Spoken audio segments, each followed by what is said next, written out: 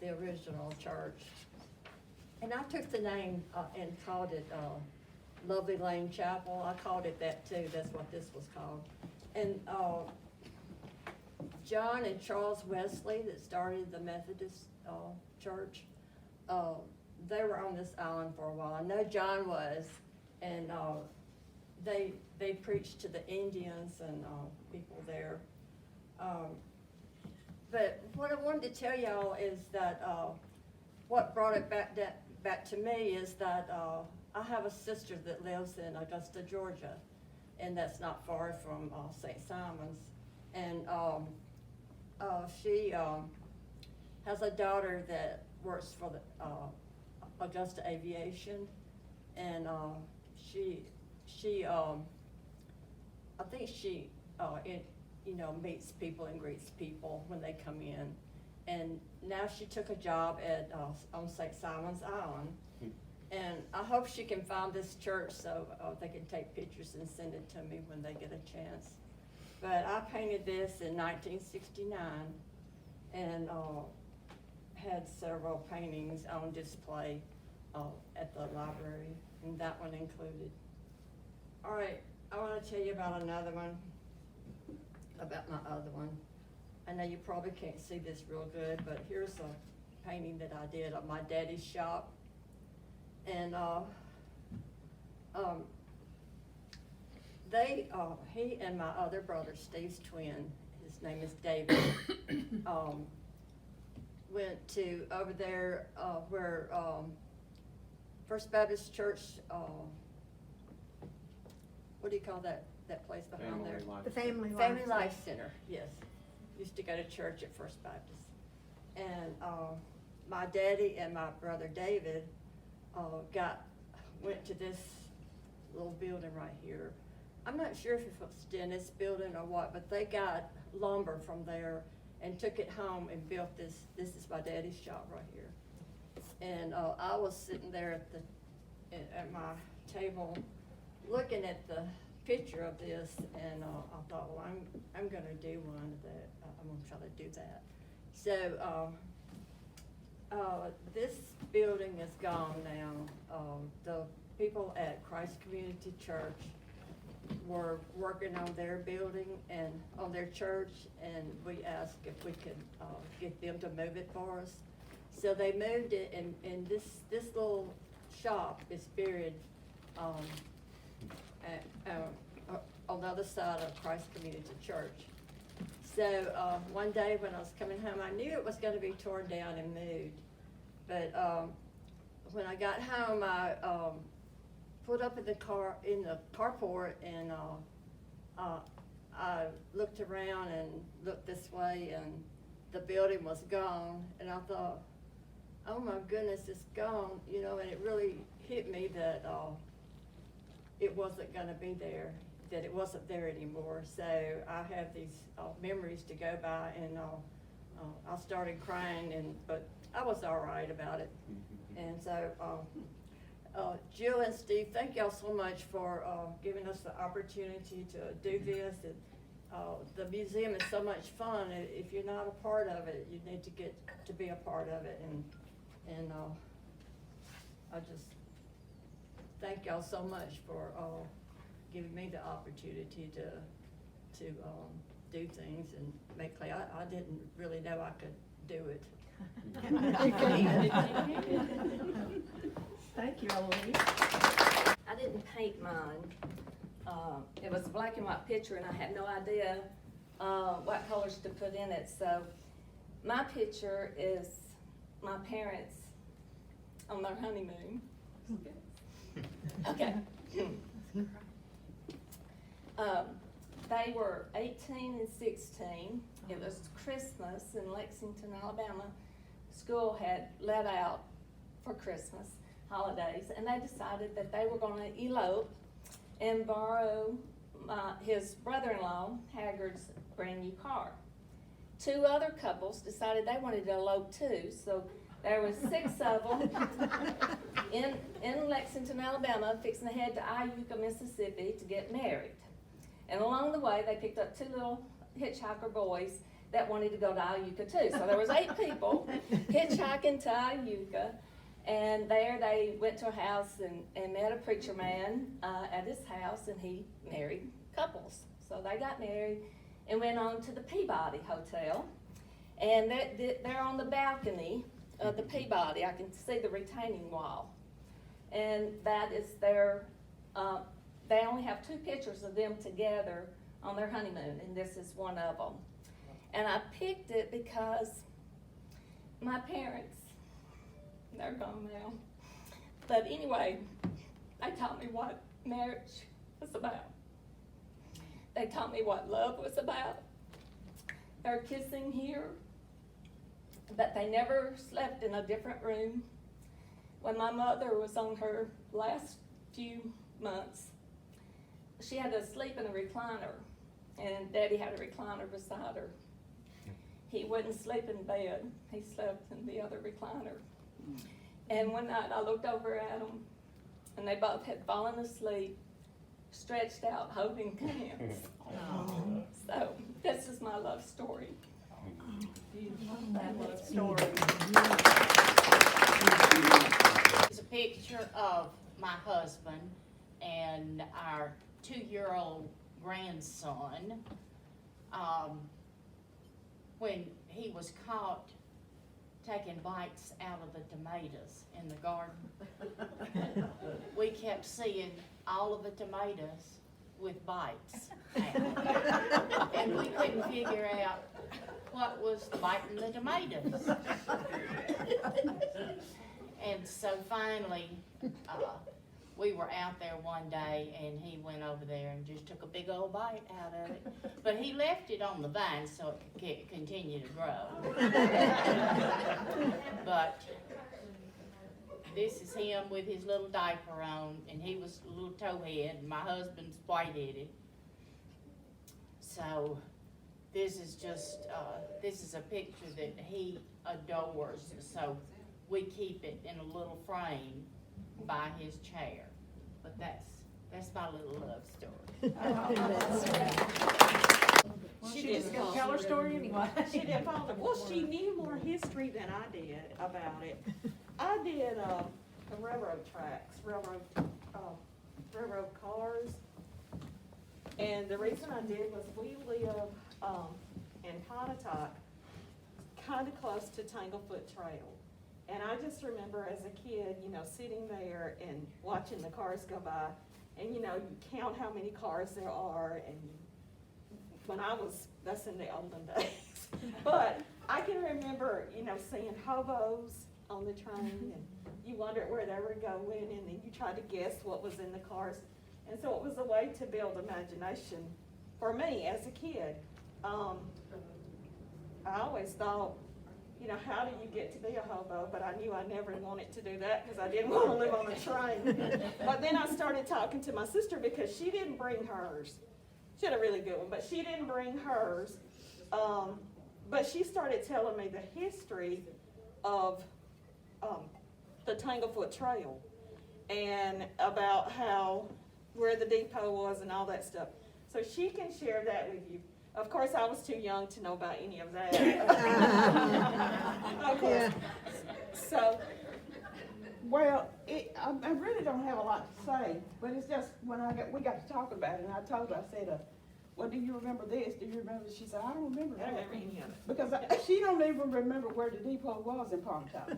It was down at Tanglefoot, down at the end. That's where the depot was. And we could always go down. I mean, you know, my daddy took me everywhere. Everywhere he went, I'd sit in the car, and he would go places. And so, you know, he would always say, keep the window up, you know, because the hobos. And so when we go downtown, down to the depot, you know, I was just amazed. These people, you know, they walking with a bag on the back, and that's what you always see. And that was really true, because they would have a bag hanging on their backs. They would get off the train, and it was just the part that they walked through, it was just, you could walk through it. When the train stopped, you just walk through the depot, and he would get off and spend a day or whatever, and then get back on, you know, that night. But then I always was confused by when you ride the train, like when you get to New Albany, you get to Memphis, that train was going here, there, and everywhere. if you get on the wrong, when they switch tracks, I'm thinking that hobo might come right back. Because if they switch that track and it's coming back, he might come right back Pontotoc. And that was one thing, you know, about a hobo's life, was he might just be going in circles. We've spent a lot of time like with things like the train, trying to figure out things about train, because you know you could take that rock and hit it on that rail, and you smell that, it smells like a rotten egg, you know, just little things, because I mean, you know, you found fun in little things, you know, you didn't have to have a Atari or Nintendo, it was just making fun out of whatever you had. And, you know, I don't know if that was true or not, but you could put your head down to the track and you listen. And they say, well, that's a train coming. But it'd be miles and miles away. And, I mean, you know, it was just things. I mean, we thought the train was just so amazing. And it really is. You know, they took that way, and, you know, you got Tanglefoot, and sometimes we're riding Tanglefoot, I'm thinking, a train used to be riding on here. You know, it was just, and one time I rode the train, we went to Chicago. And I thought, this is amazing. You know, because you're in the, you know, you're out of nowhere. Because a train goes where there's no streets, there's no lights. It's just a train, and it's just outdoors, just woods and everywhere you can see. I mean, and a train is really amazing. And like I said, he can go this way, and he can come right back. I'm telling you, that was the part that amazes me. Is because when you get to those towns, you know, you switch those tracks. And I mean, no matter how far you go, if you switch that track, you'll come right back. And I'm gonna say, we wanna thank the museum for inviting us in, because I retired in July after 37 years. Bonnie left her job after 42 years. Wow. And so for us, this was like an outlet, but Bonnie never planned on coming to any of the classes. And she definitely was gonna be through after the first class. She said, I'm not going. Not gonna do the second one. And I had to miss, and I said, well, you go and take my place for that day. She's been here ever since.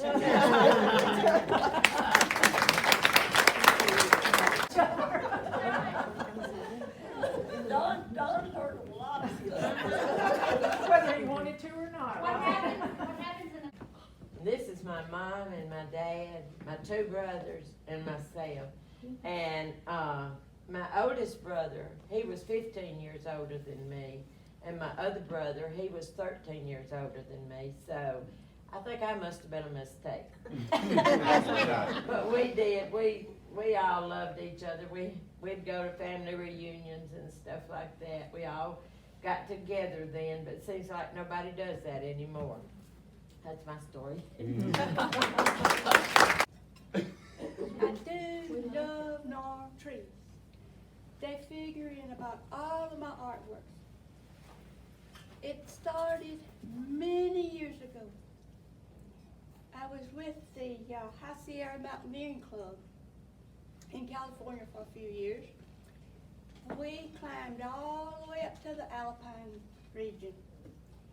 And oh, it was just acres of these little gnarl trees. They were just all curly, and I just fell in love with them.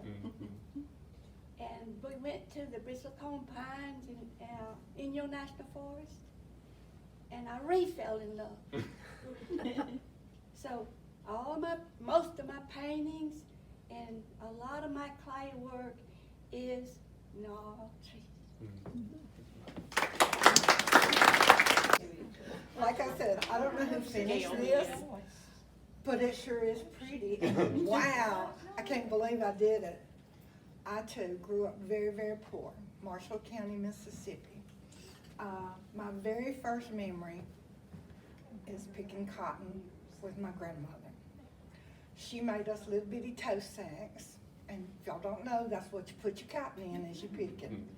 And every day, she would get a gallon of tea, and we'd have to tote this stuff, buying a sausage, whooped cheese, and crackers. She would put that jar of tea in the creek. And when we broke for lunch, that's where we'd go and have our lunch. It was the most wonderful memory. I mean, it's the very first memory I have. I was about 4. And my little sister, whose toe sack was much smaller than mine, and I didn't like that, because Mama kept putting cotton in hers and filling it up, and she didn't do any in mine. I was so jealous. But that's my first memory. And it's, that's some really bad looking cotton. And I also, on this little journey here, found out that I don't like pottery.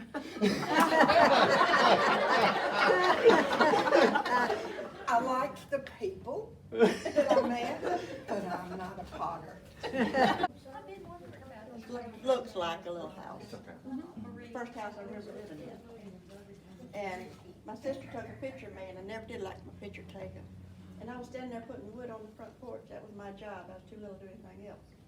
And she said, she called my name, and I turned around, and I got mad as I'm turning around. I said, "What's she's gonna do?"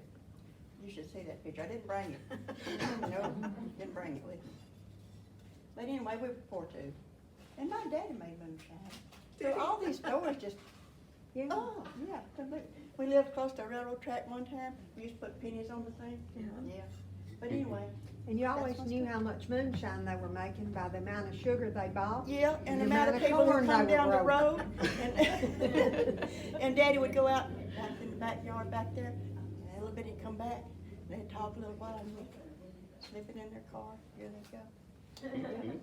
I knew what he was doing. He didn't know I did, but I did. I think the whole family did. We didn't care. We were poor. We needed the money. Where was your house? This was down on Hatchet. That's like away from everybody and everything. Our first neighbor was about a mile away. Yeah, so, yeah, we were poor. I've changed a little bit since then. I love that story. This is just a Gerber daisy, and that's a favorite flower. Most people like roses, but I'd rather get a bouquet of these. Me too. My husband knows that, my son does, so. Do you grow them? Well, yes, I do. And they're very strange. You have to let them dry completely when you water, let them dry out, and then you water again. Then you pick the flower off, and the greens look gorgeous. You probably could eat those. But they'll put out another bloom. But my mother-in-law came for Memorial Day Sunday, and she said, "What are all of these pots with all this green?" I said, "Those are my Gerber daisies." I had already cut them, you know. And then she said, "Oh, okay." I know she's thinking, sunflower. I don't have a green thumb, but anyway, that's my story. It's nothing. But I really enjoyed the class and meeting everybody, and appreciate y'all taking the time and allowing us to do it. It was great. And that's a great piece too. This is the milk can. We lived on the farm and picked cotton, and we sold milk. And that's just a picture of it. That's Right. Where was your farm? In Benton County. And there was 9 of us, my mother and daddy and 7 children, and I was the oldest of the bunch. Oh, did you milk cows? Milk cows, brought in eggs. Churn brought butter? wood. We had a wood stove, cook stove, and mother cooked every day, 3 meals a day. Well, being the oldest, you've had a lot of responsibilities, I didn't you? did. When one come along, we had to take care of them. And I had a brother and a sister that was twins, and my sister that's younger than me, she was 18 months old, older than me. I mean, I was 18 months older than she was. So we didn't know we was gonna have twins. You know, back then you didn't know anything. So Daddy took us to my granddaddy's, and he come back and told us that we had a baby sister and a brother. So we're going home that night. I took the little girl, and my sister took the boy, and that was their baby. Who needed dolls? And mother, one of them would be crying or something, and would ask which one it was. And if it was a boy, I would go. Somebody ain't gonna take care of it. So we had a lot of fun. But it was a job milking more cows and getting that milk and gathering up eggs. I know. How many cows did y'all have to milk every morning? We had about 10. Whoa. What a job. Then after we got out of school and left home, Daddy got milkers. He needed them.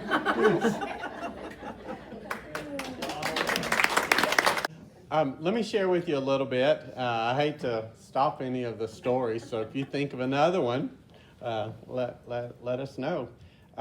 The Alliance of Museums partners with in doing a study with Aroha, which is the grant for what you all have been a part of. And listen to these statistics about folks who are 65 and older.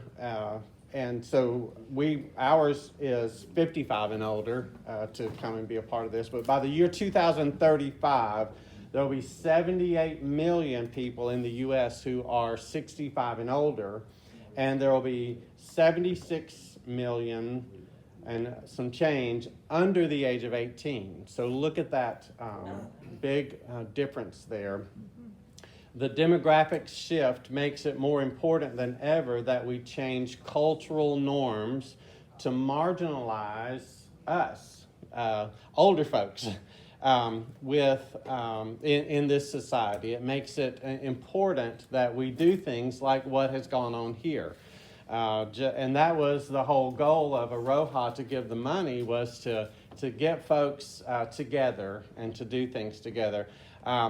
Part of it is to combat loneliness, and all of us, even in a house full of folks, can be lonely, right? And so, but when we live alone, or when we are always taking care of someone else, then sometimes that loneliness just gets overwhelming. And so they're trying to find ways to harness all of our knowledge, our creativity, and bring it together and to do things for this growing population. And so here are some things that the initiative says: to combat ageism through all areas of organizational operations, including programs, marketing, accessibility, and even hiring in museums to do things for this age group. And then to study the latest research on the transformative power of creativity and the arts programming, which is wonderful because that's what has happened. And then form lasting connections. You've been talking about that. Most of you have been talking about it around the whiskey still and the cotton patch, but you've made some lasting connections through the organization of the museum, through the organization of Aroha, who gave the money.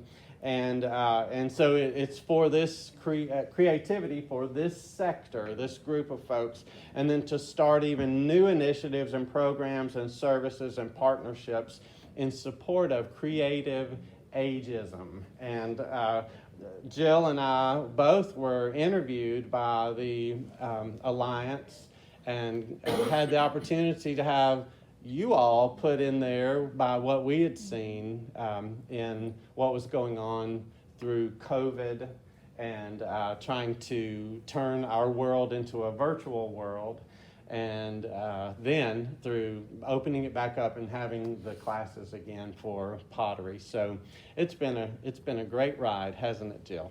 It really has, Yeah. and we don't want it to stop. We've got some other classes planned.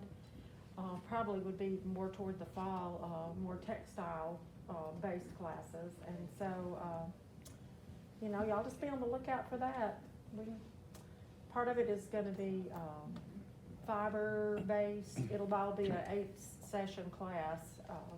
I can't remember what I wrote right this minute. It's been a while since I wrote that, but we based our choice of classes on the things y'all filled out. You said you wanted classes in this or that, and so pottery and textile were two of the top things, and mosaics was a top thing too, but I have not been able to find a mosaics teacher. So, if anybody ever runs across a mosaics teacher, we want to do that eventually, so be on the lookout. I've asked around for art, in different arts councils, I've asked in Memphis and Jackson, and, you know, haven't been able to find one, so. And, you know, if there's classes that y'all would like to see us offer, well, let us know. We'll probably be emailing y'all a sheet to fill out about this session, and, so we wanna know what y'all would like to have, and we can make plans. And Jill, we want to know, want y'all to know that we appreciate both of you, what you've done to build this museum and create things for the people in the community to come in and do things like this. And, you know, all the things that you promote, music and you know, I couldn't start to name all the things that you've done since you've been here, and both of you, and it's just a great thing for New Albany, and I don't know of anything around close in Mississippi or whatnot that just could even come close to what you've done. Thank you, appreciate those kind words. Yeah.